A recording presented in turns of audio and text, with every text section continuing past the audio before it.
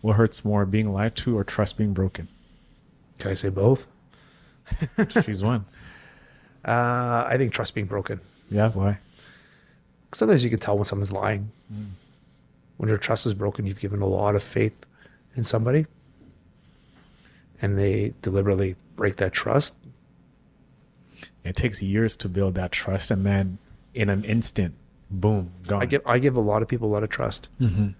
And I give you enough rope to hang yourself, I guess. And it's happened a few times and I'm trying to forgive them. Yeah. I'm trying.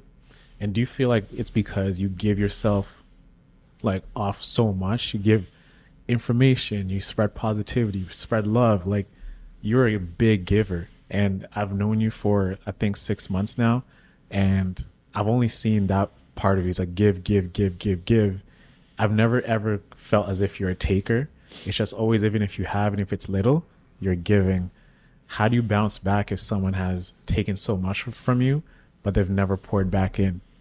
It's part of the game, man. I think my faith keeps me that. Just it's at the end of the day, you have to look yourself in the mirror and just realize you're not that person. I have a lot of friends or acquaintances that are always were takers. You just label them, and they are what they are. Just don't expect anything from them. You don't ever feel like cutting them off, like, you know what? Like, I've I know tried. you're an orbiter in my life, and you're just gonna keep taking. At the end of the day, when they call me, they need help, and they have. I'm always the first in line to help them. Just who I am. Yeah. Sorry. I'm not going to change who I am because you're an asshole. Yeah. Yeah. And that's the thing about relationships too, right?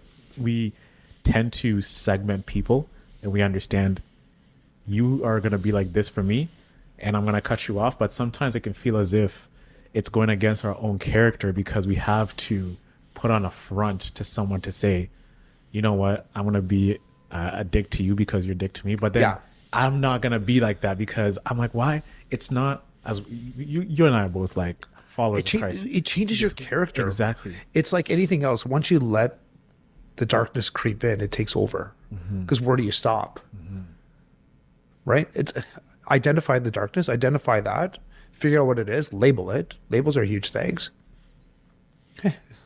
Doesn't say it doesn't still sting, but at the same time, it's like, don't let it affect who you are as a person. And sometimes it does affect you, and you have to sit back and just let it bother you but give it a time limit. You know, I was watching that guy, have you ever seen like the Perfect Morning? I think he does 7 things in the morning, and it was a guy basically, he died and they're bombed back life, and it's a great book, and he came and he talked about it, and he's like, he gave himself 5 minutes to be upset at the movie because this guy had nothing to live for. It's a great story. It's something about the miracle morning. That's what's called, the miracle morning. You had a chance to read that. It's great.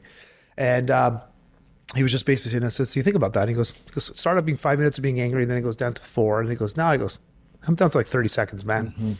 Don't let something like that consume you.